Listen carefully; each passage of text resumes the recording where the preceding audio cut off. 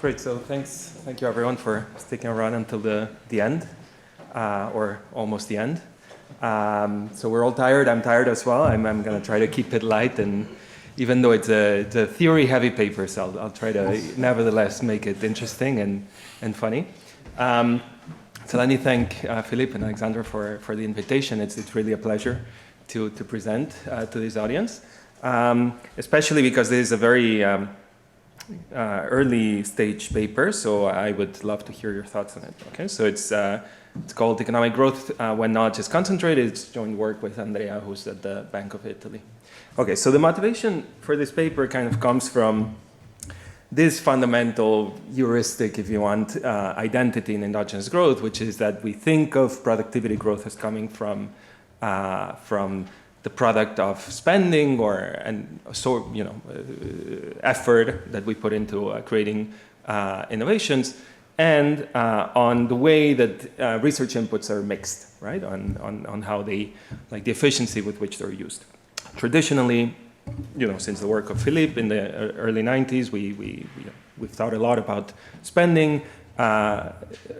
Lately we've also started to think about efficiency and this idea that maybe ideas are getting harder to find.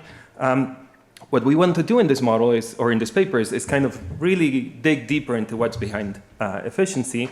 And we're going to think about one particular aspect of the way that R&D inputs mix, which is the way in which I'm going to call them inventors. So think of this as like the units or people that have ideas, and how these are allocated to the people that have the means to implement these ideas. Okay, so in this paper we will think about how this allocation of inventors to firms, treating them as independent agents that have their own maximization problems, how this interaction provides growth.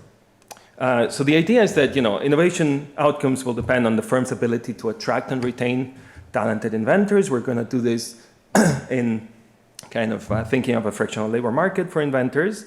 And in the back of our heads, there's always this notion that growth should be highest when the right inputs are in the right hands, right? So when the people with the best ideas are being employed by the firms with highest implementation incentives, okay?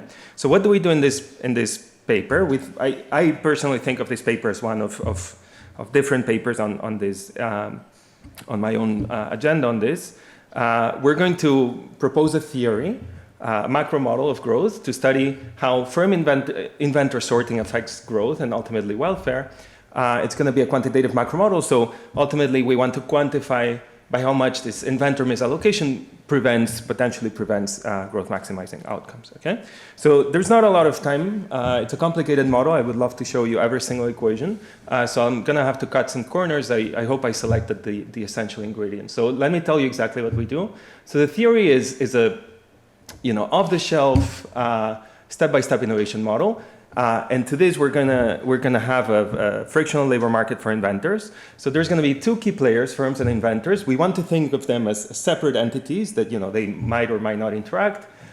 Firms, as in the step-by-step innovation tradition, are going to be oligopolistic. They're going to gain market share in the product market by implementing ideas. The novelty here is that in order to implement an idea, you need to employ an inventor, and in order to employ an inventor, you have to access a frictional labor market. Okay, so the way we are going to operate, yeah. Can you tell us how you think about the boundary of the firm? I can just buy ideas from firms that are bad at implementation, but they're good at developing ideas. So I think you have so I'm going to think of really ideas being in the hands or the minds really of inventors, of what I'm going to call inventors, and firms as being the implementers. So I guess what you're talking about is whether I will, in the model, allow for firms to poach from other firms. So this is in the agenda. This we don't have. Ideas, right? Not people. Not even poach. To poach. Just purchase. Someone has come up with a great idea. I have a paper on startup acquisitions that I can tell you about if you want. Let me show you the model, and then we can think about ways to introduce that dimension.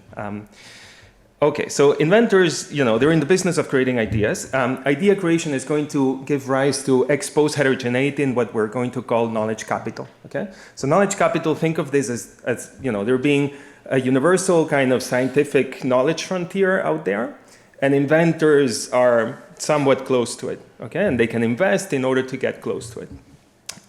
What knowledge capital will determine is the size of the jump in productivity of the firm that employs it upon the firm implementing it, okay? So I'll give you more details, but basically on top of the usual predictions of step-by-step innovation models, this is going to give you some new equilibrium forces. First of all, there's going to be what I think are interesting strategic interactions between inventors, okay? So inventors that are employed are going to increase or decrease the rate of creation rate as a function of what the rival firm's inventor is doing, right? And I will show you that in equilibrium, in leading firms, inventors create more ideas if faced with better rival inventors. So there's going to be this kind of complementarity between the inventors that are working in the two different firms. And the new force, which is really the central force here, is this idea of sorting, right? That this, inventors that are heterogeneous in how good their ideas are being matched in a non-trivial way with firms that are heterogeneous in their implementation capabilities, okay? So in particular, in equilibrium, we'll see that higher implementation, there will be higher implementation incentives in competitive industries. This is the escape competition effect that we know and love since the work of Philippe. And, in the setup, this is going to sort talented inventors into such industries, okay? Which is something that we will verify both in the model and the data.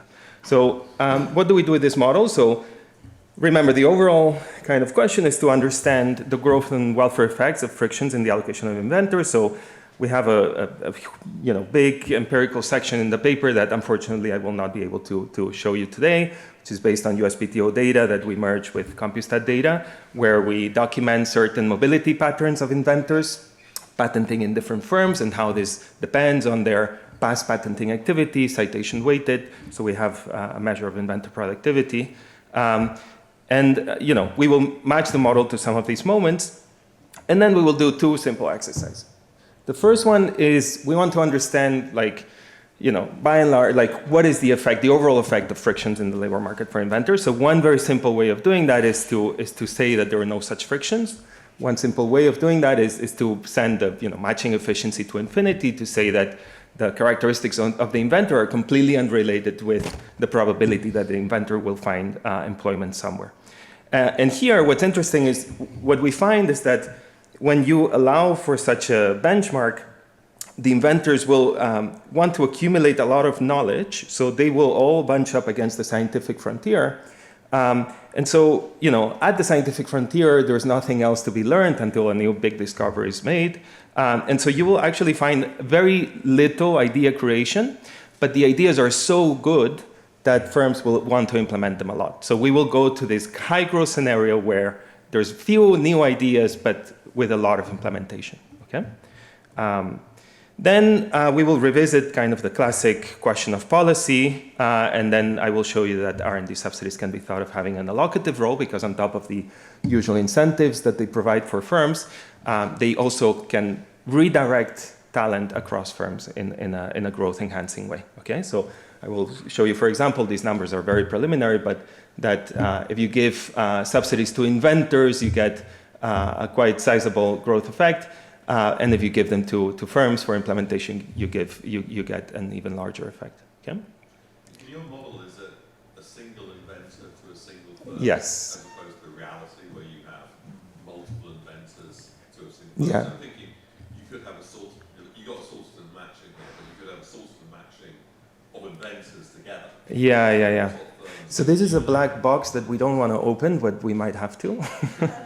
There's a very nice paper by a colleague of yours, Jane Olmsted-Ramsey, who looks at team contribution to growth.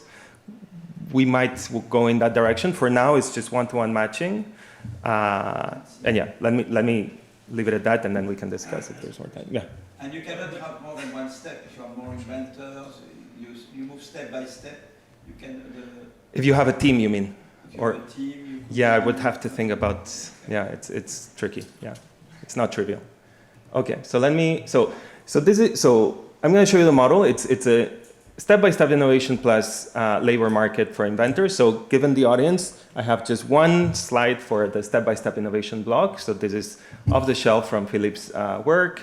You know, a more recent incarnation of this is in Ufuk's work.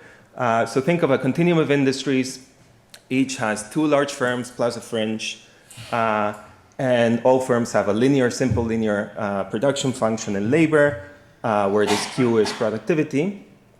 Within the industry, the two firms are competing, a la Bertrand or a la Cournot, as you wish. I think we do Bertrand here. And so in these models, it's well known. I mean, this is what Philippe showed us a few years ago, is that all you need to keep track of under certain assumptions is this object and the technology gap between large firms. Okay.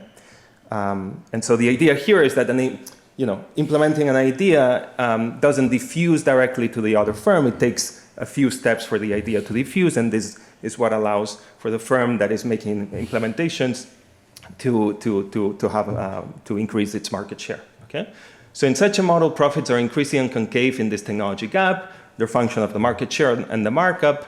And yeah, see, this concavity is what gives you the famous escape competition effect. The firms that have the strongest incentives to advance technology are the ones that live in industries that are close to neck or have high competitive pressure. Okay?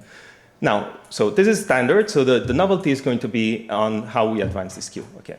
So let me tell you about inventors. So inventors, think of them as idea creators. So these are linear utility people, right? They live forever. They have the same discount rate as firms. They're exposed heterogeneous in two dimensions.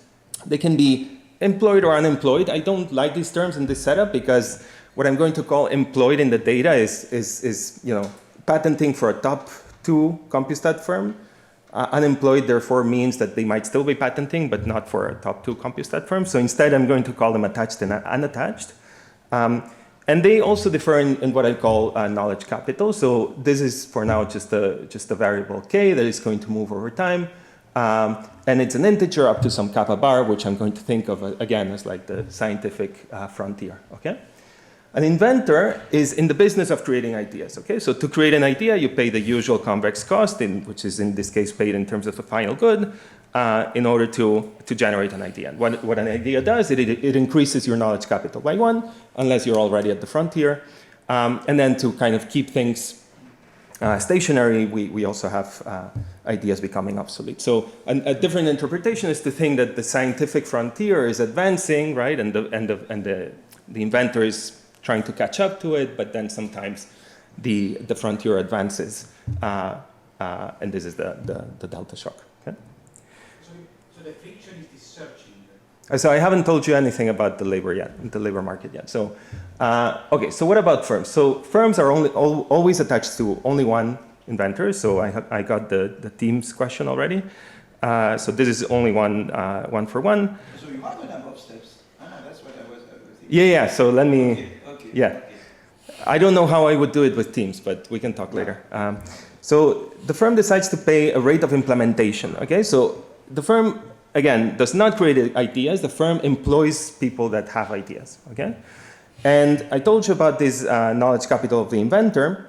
What knowledge capital determines is the number of steps that productivity takes, okay? So there's going to be a fixed step size, as usual in these models, and in the cross-section, a whole distribution of steps that the firm can take. Okay, so now let's go to the new part. So how are these inventors and firm matches happening, okay? So I'm going to assume that there's a frictional labor market for unattached inventors, okay? There is as labor markets as there are levels of knowledge capital. So the market is segmented by kappa, right? The knowledge capital of the inventor. And within each labor market segment, there's directed search. Okay, so for those of you who know about this directed search literature, what this means is that firms are posting contracts. Okay, so in particular in this setup, they're going to post and commit to a complete sequence of wages. Okay, a state contingent one, so the contract space is going to be complete. Unattached inventors are going to observe all such contracts and are going to choose the best one. Ex-ante, they will be indifferent, right? Which is going to give you weight dispersion within a kappa class. Attached inventors here, they don't search. We can extend this. I have ideas on how to do that.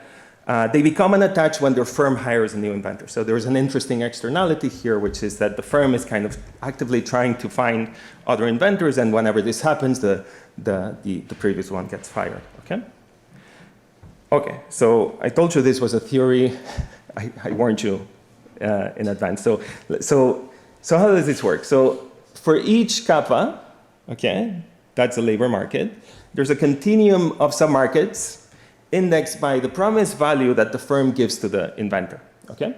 So the firm is, trying to capture new inventors, and what the firm posts are these wage contracts, okay? So as shown in this literature, a sufficient statistic is, for these contracts, is the value that the firm promises to the inventor, okay? I'm going to call this E. The matching function is defined at the kappa E level, right? Within the market kappa, there's all of these E's, promise values. The worker directs search to the one that he or she likes best, and a matching function, a Cobb-Douglas matching function, determines the number of matches, okay? Now, there's free entry of unattached inventors. So inventors are looking everywhere. Inventors of a given kappa, they're looking everywhere. They're sending applications, if you will, everywhere, and they're ex-ante indifferent across all of these markets, okay? Say again? No, as long as it's constant return to scale, it's fine. Cobb-Douglas just gives us some analytical results that are nice. Yeah. So they come from all over the world? There's only one region in the model, but what do you mean by this? Well, if you have free entry, and potentially even supply, let in search. Yeah. No, I mean, so the pool of unemployed, of unattached, is endogenous, right? And it's finite. Okay, so this is going to use some tricks from the labor literature, okay? So it turns out that in these directed search models with commitment and long-run contracts, long-term contracts with commitment, you can recursify the problem very nicely, okay? So instead of the firm choosing kind of this whole sequence of this whole trajectory of wages for any possible configuration of future states, it turns out that this whole problem can be recursified into, in a Markov perfect equilibrium sense, into choosing just two objects, a spot wage that you give to the current inventor, and a set of continuation promises that you would give to the new inventor in case of hiring, okay? Now, because of market contract completeness, there is one such promise value for every possible future state, okay? So this includes, I didn't say this, the technology gap N, my inventor's quality, and my rival's inventor's quality, right? Because I'm competing with the firm in the product market, okay? As well as the promise value, because of a commitment assumption, there's going to be a promise-keeping constraint. Okay, and so what you can show then is that the firm's problem basically boils down to a joint surplus maximization problem, where, and this is work in the directed search labor market literature. Kasten-Kircher and Schall were the ones to show this for large firm models, where you can characterize the whole firm's problem as simply the maximization of a joint surplus problem. What is a joint surplus? Is the value of the firm in that state plus the value of the inventor who gets the wage, okay? Now, I'm sparing you a lot of details here, but hopefully the intuition is somewhat clear. The nice thing is that this joint surplus problem, which is defined for each point of the state space, has very nice properties that make it very amenable for use in a growth model of this kind, okay? First of all, it's linear in GDP because of our assumption, so it admits a BGP equilibrium. Importantly, it's independent of promise values and wages. So these are pure redistributions within the firm. What, inventor and firm, what they care about is the maximization of the joint size of the cake and not about how the cake is split. The cake splitting rule is determined ex post through a promise-keeping constraint. We can write this joint surplus problem as a simple Hamilton-Jacobi-Bellman equation that would allow us to get solutions for idea creation, implementation, and hiring. Okay. Yeah. To close the model, we impose market clearing, and this is kind of the main equation of the model, where kind of going back to my first slide, you can see that G is, as usual, some product, right, of efficiency and effort. Typically, in these step-by-step innovation models, we have heterogeneity and effort, right? In this setup, we have this heterogeneity and efficiency, right? And what this means is that the distribution of inventors across industries is going to be key, because which talented inventor works where is going to determine, among other things, the growth potential of the economy. Okay, so I don't have a lot of time, so what we do is the following. So we bring this to, so first of all, we look at the data, okay? So we find a few patterns of related to inventor productivity, inventor mobility that we have in the USPTO and CompuStat data, and I don't have time to show you this, but what we see in that data is that competitive industries measured by low, like HHI indices in the product market, tend to disproportionately hire more talented inventors, okay, as measured by some measure of citation-weighted patenting. So in the cross-section, these talented inventors will be disproportionately allocated into competitive industries. Okay, so this is some of the things that we match, and then this is exactly what we look at as validation. This is exactly what I told you. In blue, so model on the left, data on the right. Blue is below median talented, so, in other words, bad inventors. Red is good inventors. The left bars is below median HHI industries. The right plot is above median HHI industries. And then here you see that above median productivity inventors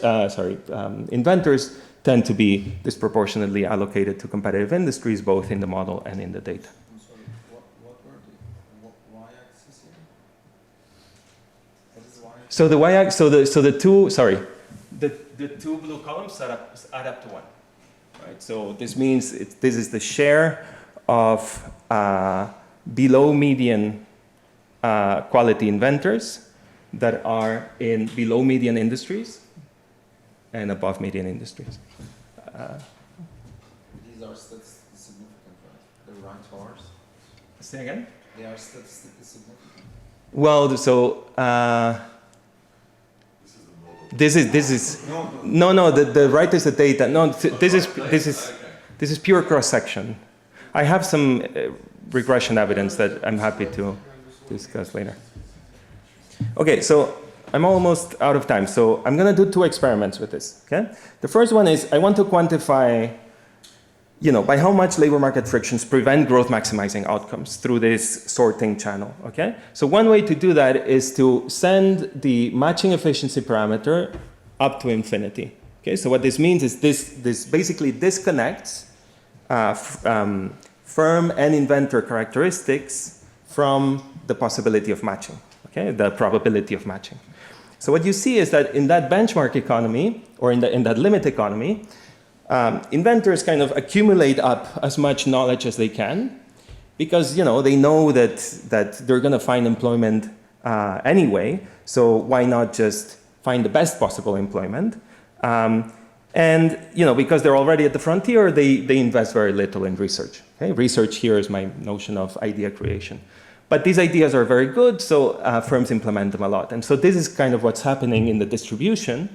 Right? So here, this is a complicated figure. So the left panel is neck-to-neck industries.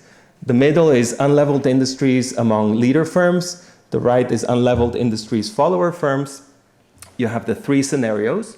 And what the x-axis is showing you is basically the share of such industries that have an inventor of type 1, inventor of type 2, inventor of type 3. So what you see is that as we move from no mobility to full mobility, the distribution kind of goes to the right. Okay?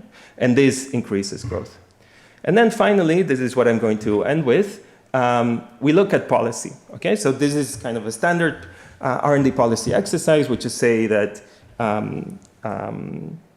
innovation spending is subsidized, so a constant share of that is paid by the government and rebated lump sum to the household.